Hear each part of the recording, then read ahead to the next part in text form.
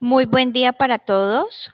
Bienvenidos a la tercera web conferencia del curso Producción Agrícola y Pecuaria. Les habla su directora Luz Dari Castellanos. Un cordial saludo para todos.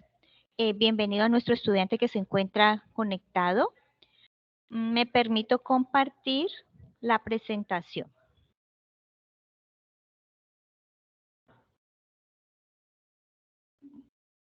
Bueno, vamos entonces a dar inicio a lo que es la tercera web conferencia del curso Producción Agrícola y Pecuaria. Les habla su directora, Luz Dari Castellanos. Bienvenidos. Bueno, el objetivo o el tema a abordar de esta web conferencia básicamente es enfocarnos en la actividad final. Aunque a la fecha, pues todavía no hemos abierto los foros de la actividad final, sí vamos a abordar el tema porque de acuerdo a la programación que hace la escuela, pues ya debemos abordarlo y tener este encuentro. El tema básicamente es plan de manejo ambiental.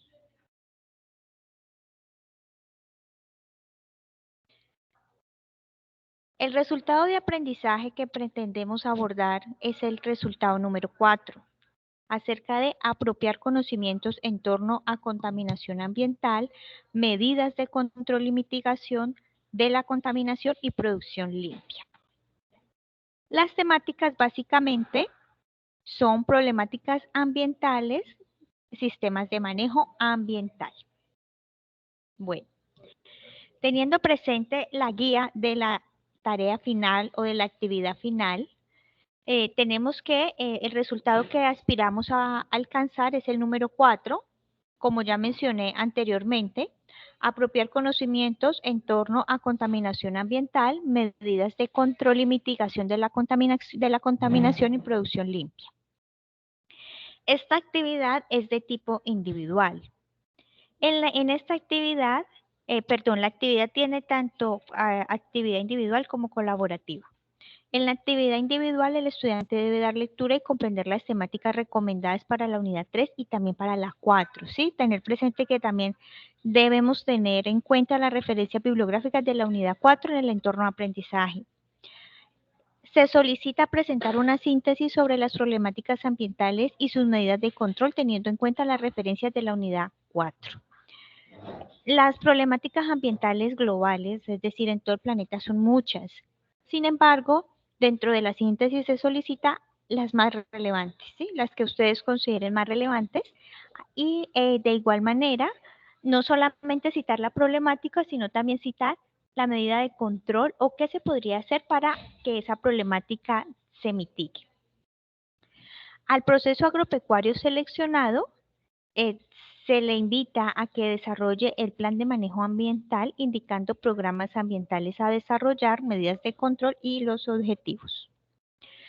El documento que se solicita en grupo debe contener la siguiente estructura.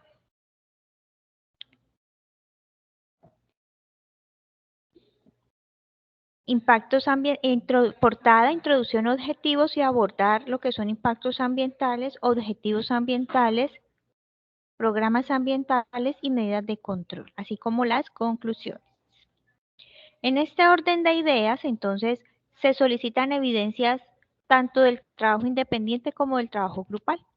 Las evidencias del trabajo independiente son que el estudiante realiza la lectura sugerida para la tarea 4 en el entorno de aprendizaje y que el estudiante registra en el foro de trabajo colaborativo en formato PDF la síntesis que se está solicitando de estas problemáticas ambientales. La evidencia del trabajo grupal es en documento PDF o también lo pueden hacer en documento Word, donde tenemos portada, introducción, objetivos, impactos ambientales, objetivos ambientales, programas ambientales y medidas de control y por último conclusiones. Recordemos que todo esto se desarrolla teniendo como centro o teniendo como foco principal lo que son el proceso agropecuario que ya se viene desarrollando desde las fases anteriores. Recursos naturales. Bueno, para poder entrar en la temática es necesario abordar algunos conceptos básicos, entre ellos el de recursos naturales. Los recursos naturales son, como su nombre lo dice, una provisión de la naturaleza. Se le diferencia en dos grandes grupos. Tenemos recursos naturales renovables, como son la flora, la fauna, y como lo indica su nombre, que se pueden recuperar. Y tenemos los recursos no renovables, como los minerales, que tienen una existencia limitada. Entonces, en la parte superior de esta imagen tenemos como recurso renovable la energía eólica, la energía solar, el agua, la flora y la fauna. Y como no renovables, todo lo que viene siendo derivado de petróleo, gas natural, que también es un subproducto del petróleo, los metales y algunos minerales y rocas. Entonces, para que lo tengamos presente dentro de los conceptos básicos. Igualmente, otro de los conceptos es el de biodiversidad.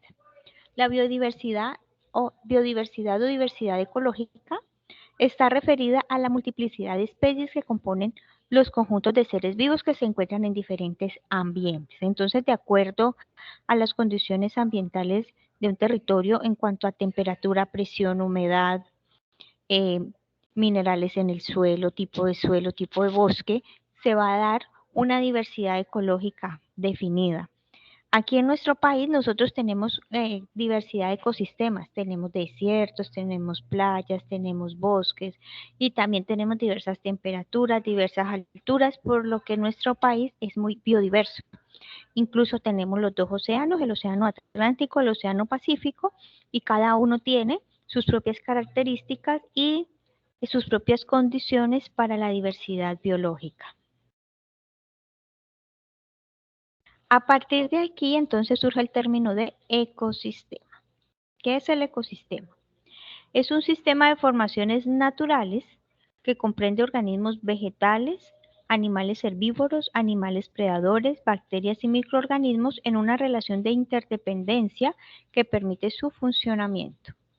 Los ecosistemas tienen a su vez la capacidad de autorregulación y adaptación que hace posible mantener un equilibrio necesario para para que todo el sistema funcione. Entonces, un ecosistema es un ambiente que tiene entradas y salidas, que tiene unos elementos que se relacionan entre sí, donde hay circulación permanente de energía. ¿Sí? Nada está aislado. Nuestro megasistema es el planeta Tierra y todo lo que pase aquí está interrelacionado. Aquí en la diapositiva nosotros tenemos, por ejemplo, que la energía del sol está proporcionándole vida a las plantas y estas están tomando el CO2 y lo transforman en oxígeno, que es lo que nosotros respiramos. A su vez, nosotros respiramos oxígeno y exhalamos dióxido también. Entonces, aquí todos nos estamos alimentando. A partir de aquí, entonces viene otro concepto importante que es el de medio ambiente. ¿Qué es el medio ambiente? Entonces, seguramente nosotros hemos asociado el medio ambiente solamente con lo que son los recursos naturales y los componentes naturales. Es decir, para nosotros el medio ambiente solamente es las montañas, el agua, el aire, la flora, la fauna. No. Resulta que el medio ambiente, de acuerdo a lo que nos establece la Conferencia de las Naciones Unidas sobre Medio Ambiente en Estocolmo en 1972, es el conjunto de componentes físicos, químicos, biológicos y sociales capaces de causar efectos directos o indirectos en un plazo corto o largo sobre los seres vivos y las actividades humanas. Por eso aquí en medio ambiente tenemos el medio ambiente como tal, que es ese concepto solamente de lo que es la naturaleza, pero resulta que este componente biótico también está influenciado por lo que es el componente social y el componente económico, ¿sí? Cuando nosotros interrelacionamos el medio ambiente con el componente social y económico, vamos a generar una serie de escenarios, donde hay un escenario soportable, equitativo, viable y sostenible. Nosotros como humanidad, desde los años 80, estamos en la búsqueda de que sea sostenible. De allí el concepto que de pronto ustedes conocen de desarrollo sostenible, buscando que siempre sea, que se pueda sostener, es decir, que haya un equilibrio entre todos estos sistemas, medio ambiente, social y económico. Sin embargo, la humanidad ha buscado siempre la transformación del entorno. Digamos que nosotros siempre hemos buscado es cambiarlo, ¿sí? Entonces tenemos las construcciones de las megaciudades, tenemos los sistemas de transporte, tenemos los sistemas industriales y siempre la transformación. No es que la transformación sea mala, no. Lo que pasa es que tal vez nuestro punto de vista de la transformación como humanidad no ha sido muy contrario al punto de vista ecológico, ¿sí? De alguna manera, nosotros como humanidad debemos desarrollar tecnologías que permitan un desarrollo, pero que a su vez permitan también la conservación de los recursos naturales. Cosa que en ese camino vamos, ¿no? Pero para que ese camino cambie, pues tienen que cambiar también nuestros comportamientos. Lo que tenemos hasta ahora, digamos, ha sido como una alerta en cuanto a la gran contaminación ambiental que se presenta. De allí surge el término de impacto ambiental. Como cualquier alteración en el sistema ambiental físico, químico, biológico, cultural y socioeconómico, que puede ser atribuido a actividades humanas relacionadas con las necesidades de un proyecto. O sea, lo que nosotros hacemos generalmente es transformar el entorno. También aparece aquí el término de desarrollo sostenible. ¿Sí? ¿Qué es esto del desarrollo sostenible? En un momentico lo vamos a abordar. Antes de entrar de pronto en el concepto como tal de desarrollo sostenible, es importante que tengamos presente algunos hechos históricos que dieron origen al concepto. Resulta que nosotros la preocupación a nivel mundial, digamos la inquietud a nivel mundial por la conservación de los recursos naturales y la contaminación y por mitigar la contaminación no es algo nuevo, viene desde tiempo atrás. Digamos que el origen que generó la gran contaminación inicialmente fue la revolución industrial y digamos que la operación de la máquina a vapor, porque por medio de esta se generó, sí, la tecnificación de muchos procesos, se generó también que pudiesen haber medios de transporte por medio de locomotoras, como podemos ver de pronto en algunas películas que recrean épocas un poco más antiguas, donde lo que se hacía era tener procesos de combustión a partir del carbón y generar gran cantidad de un humo negro.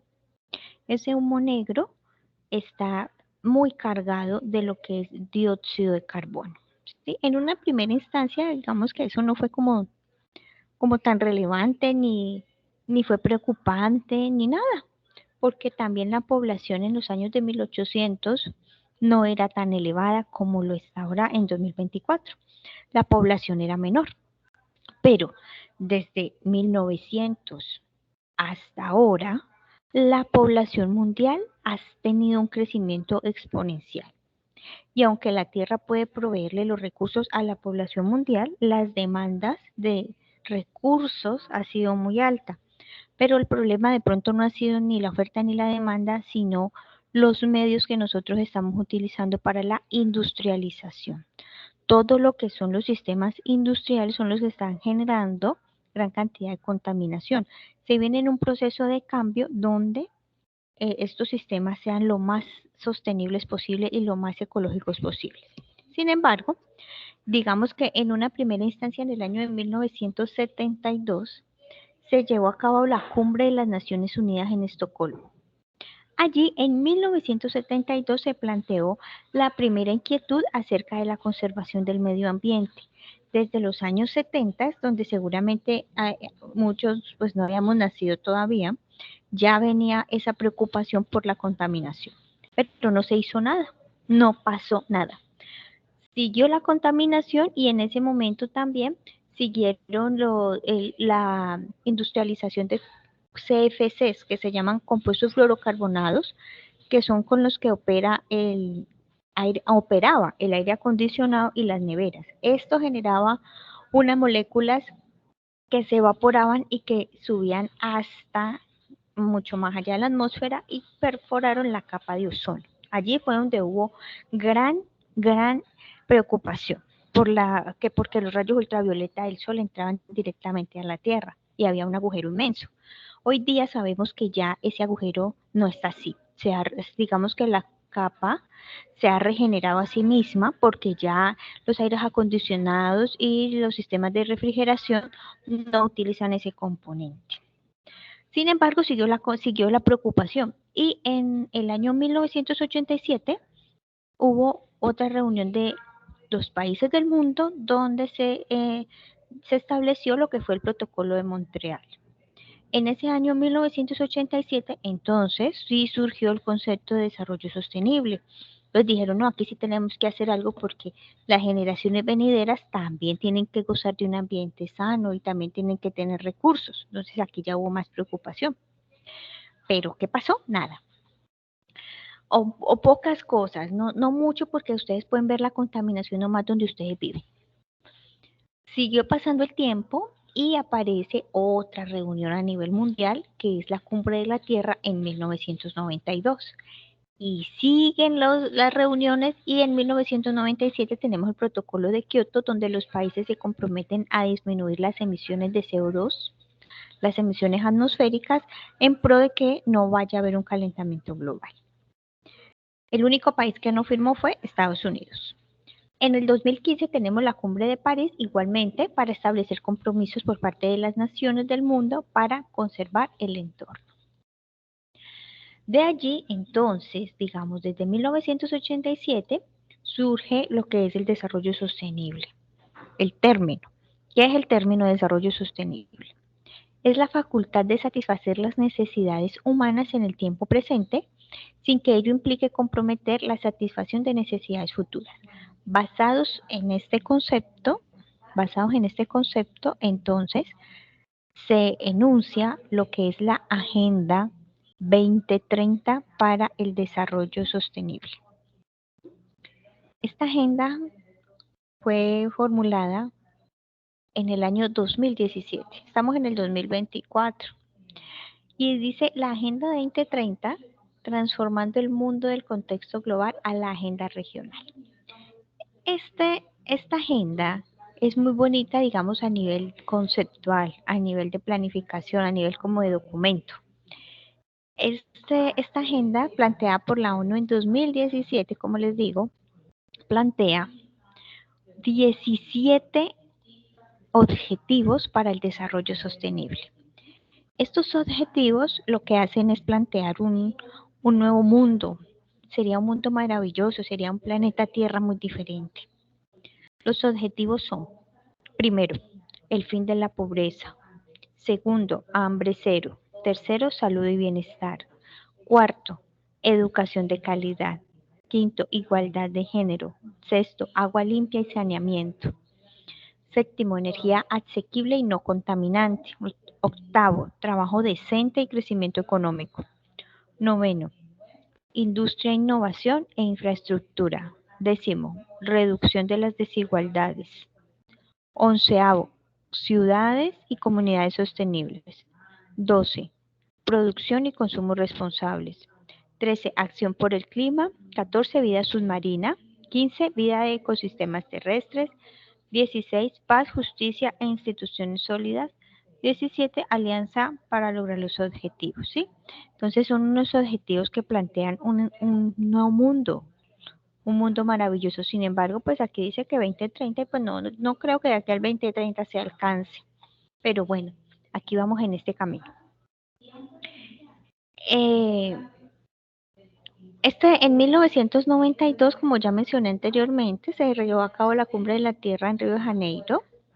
Y el objetivo fundamental era tratar de lograr un equilibrio justo entre las necesidades económicas, sociales y ambientales de las generaciones presentes y de las generaciones futuras, aplicando el término de desarrollo sostenible para que así los países desarrollados y los países en desarrollo pudieran unirse y enfrentar estas problemáticas que son mundiales y conservar los intereses comunes que existen. Bueno, ahora sí vamos a mirar cuáles son esas problemáticas ambientales. Algunas, no las vamos a tomar todas, vamos a tomar solamente algunas y vamos a identificarlas y a decir cuáles pueden ser las medidas de control. por último, enfocar un poquito esto a la actividad final que se está solicitando en la guía. Para poder arrancar con esto, entonces, lo primero que debemos tener claro es cuál es el concepto de contaminación ambiental. Y es la introducción en un medio cualquiera de un contaminante, es decir, la introducción de cualquier sustancia o forma de energía con potencial para provocar daños irreversibles o no en el medio inicial. Una de las problemáticas que tenemos es la generación de agua residual. La naturaleza nos da el agua limpia. La naturaleza puede presentar procesos de contaminación, pero realmente la contaminación la genera el hombre. ¿Cómo? Generando estas aguas residuales. Se definen como la alteración de las propiedades del agua por la incorporación de materias extrañas como microorganismos, productos químicos, residuos industriales y residuos líquidos urbanos. Básicamente el agua residual tiene dos procedencias, la procedencia doméstica y la procedencia industrial. Las aguas residuales domésticas son las que se recogen por medio de los sistemas de alcantarillado que provienen de las casas, de lo que son las urbanizaciones o digamos de todo lo que está urbanizado. Estas aguas generalmente son aguas simplemente que tienen lo que es carga contaminante por materia orgánica. ¿De dónde proviene? De lo que son todos los las baterías sanitarias y también de todo lo que son lavados. Entonces, estas aguas lo que contienen son detergentes y materias orgánicas. Son aguas que son tratables mediante sistemas de plantas de tratamientos de aguas residuales, por ejemplo. Pero las industriales sí son aguas que tienen componentes químicos un poco más agresivos, producto de los procesos industriales, siendo una de las más contaminantes las provenientes de lo que son los procesos de cuero, lo que llamamos las curtiembres y que están cargadas de cromo, sobre todo cromo. El caso de Río Bogotá, aquí en Colombia. Bueno, ¿qué hacer con esas aguas? A nivel municipal, ya a nivel de ciudad o región, pueblo, municipio, lo que se puede hacer es recolectarlas y pasarlas por sistemas de plantas de tratamientos de aguas residuales. Aquí tenemos una planta, sino que eh, es una vista aérea. Hay 8, digamos aquí tenemos 8 compartimentos que son unos tanques de sedimentación muy grandes y profundos. Si nosotros observamos de pronto el tamaño de un tanque con el tamaño de un vehículo, pues allí se ve la super diferencia, ¿no? A escala. Esos son para almacenar grandes cantidades de agua en metros cúbicos. Y lo que se hace es una remoción de carga contaminante donde en el fondo de esos tanques van a quedar unos lodos, los cuales se van a retirar, se van a secar. Esos lodos son barros, o sea, es pura materia orgánica y se utilizan para jardinería. No se pueden utilizar para actividades de agricultura. Esa es la forma en que nosotros estamos, digamos que, recolectando el agua residual. ¿Sí? Realmente debería haber otra manera que no fuera recolectarla, sino tal vez eh, manejarla de otra forma. Pero pues nosotros como humanidad lo que tenemos son sistemas de alcantarillados. No es la única manera, no es la única, también tenemos lagunas de oxidación, ¿sí? Y tenemos otro tipo de sistemas que son más pequeños, de pronto para nivel de procesos agropecuarios, pero también tenemos unos sistemas un poco de una tecnología más básica. Otra de las situaciones o problemáticas ambientales que podemos presentar es la contaminación atmosférica. ¿Qué es la contaminación atmosférica? Es la presencia eh, en la atmósfera de gases o sustancias o sólidos que pueden poner en peligro la salud del ser humano, producir daños en las plantas, los animales, el medio ambiente, reducir la visibilidad, emitir olores desagradables o ruido. Entonces, este tipo de sustancias se presentan sobre todo en los procesos de combustión, o sea, en la actividad industrial. Allí tenemos una generación de humo. Si nosotros vemos un humo blanco, no es contaminación, eso es vapor de agua. Pero si nosotros vemos un humo con algún color, color oscuro, anaranjado, amarilloso, eso es contaminación y generalmente son dióxidos de azufre, dióxidos de nitrógeno. También tenemos partículas suspendidas, es decir, partículas muy pequeñas de menos de 10 micrómetros de tamaño que pueden ser inhaladas por las personas, que pueden ser respiradas y pueden albergarse en los pulmones, pueden causar enfermedad, daño. ¿Cuál es el problema de generar de pronto estos gases? Si generamos óxidos de azufre o generamos óxidos de nitrógeno, estos óxidos están en forma gaseosa, ¿no? Valga la redundancia. Entonces, se van a combinar con los vapores en el ciclo del agua. Cuando estos óxidos se involucran en el ciclo del agua, eh, va a llover, pero no va a llover agua. Va a llover es una cosa que se llama lluvia ácida. ¿Qué es lluvia ácida? Lluvia que pareciera que tuviera ácido sulfúrico. Y esto es negativo, esto es algo malo para el suelo, es algo negativo para los cultivos y es algo negativo incluso para las construcciones, porque las puede corroer. Entonces, ¿qué se puede hacer?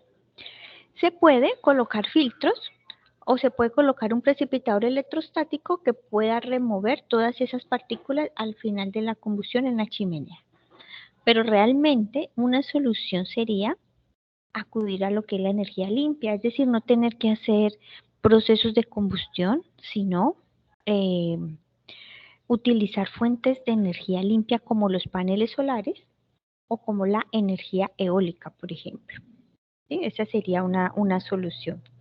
También utilizar el gas natural, pero resulta que el gas natural también es un derivado del petróleo. Otra de las problemáticas comunes es acerca de los residuos sólidos. El punto de vista de tratamiento de los residuos sólidos es siempre reusarlos, no desecharlos inmediatamente después de usados, sino en la medida de las posibilidades darle más uso. Si hablamos de papel, utilizarlo por ambas caras. Si hablamos de vidrios, reutilizarlo en la medida de las posibilidades. Si hablamos de materia orgánica, entonces sería llevarlo a procesos de compostaje.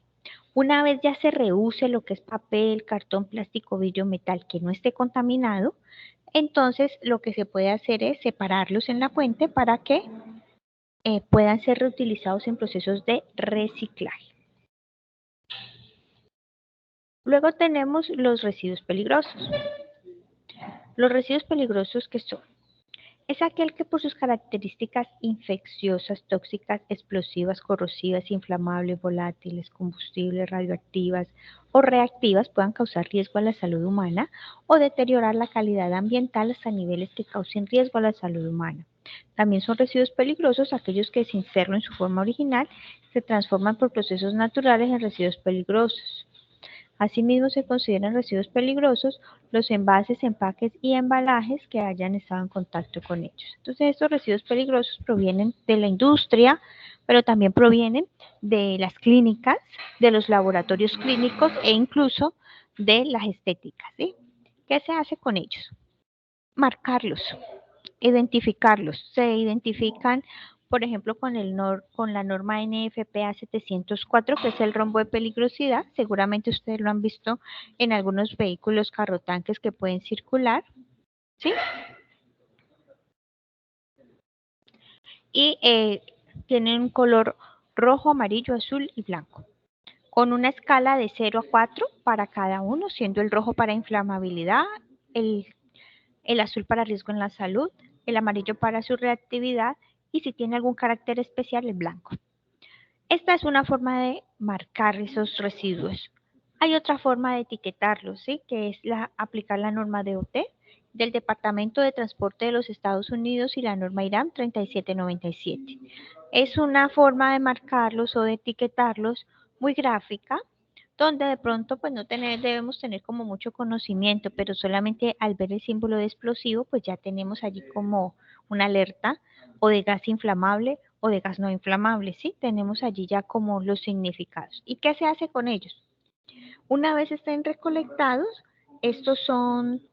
una vez estén marcados y separados, son recolectados por un servicio especial de residuos peligrosos y son incinerados. Realmente, pues no es que se traten mucho, simplemente se queman a altas temperaturas y generan humo. O sea que la contaminación se transfiere a la atmósfera. Algunos que son radioactivos, entonces son encriptados o son enterrados. Por último, casi por último, tenemos la erosión. La erosión, como cita Ellison en 1947 y Hudson en 1982, la erosión es el proceso de separación, transporte y depósito de los materiales del suelo por los agentes causantes tales como la lluvia, el viento y el hombre. La erosión es la pérdida de la cobertura vegetal del suelo, o sea, esa primera capa que es generalmente de color oscuro, que es la capa cultivable. Cuando el suelo se pierde, cuando el suelo por algún motivo es arrastrado, entonces ya no tenemos suelo sino subsuelo y en el subsuelo se genera la erosión. Si nosotros sembramos una semilla o una planta en el subsuelo, no va a prosperar, va a morir, porque las semillas germinan y crecen y las plantas es en el suelo, ¿sí? Entonces, tenemos de pronto escenarios donde observamos cárcavas o vemos montañas con cierta cobertura vegetal y otras áreas sin cobertura vegetal y de color naranja, de color amarillo, ¿sí? Y que a simple vista vemos que ahí está pasando algo. ¿Qué podemos hacer al respecto? Para la erosión, digamos que una de las recomendaciones es llevar a cabo el proceso del sistema de trinchos vivos, ¿sí? El proceso de recuperación de suelo por medio de guaduas, drenajes, arenas, en el sentido de la escorrentía, de tal manera que es como si se amarrara el suelo y se empieza a dar una regeneración natural. En esta regeneración natural empieza a generarse nuevamente suelo. Mire cómo es la naturaleza hermosa.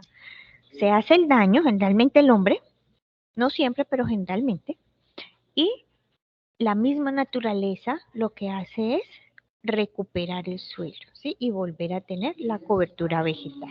Entonces, aquí tenemos ejemplos. Por último, tenemos otros tipos de contaminación como el ruido, que también más que todo es generado por el hombre, por los tráficos, por los sistemas de transporte, por las obras de vías. Bueno, para finalizar, a ver, un momento, por favor.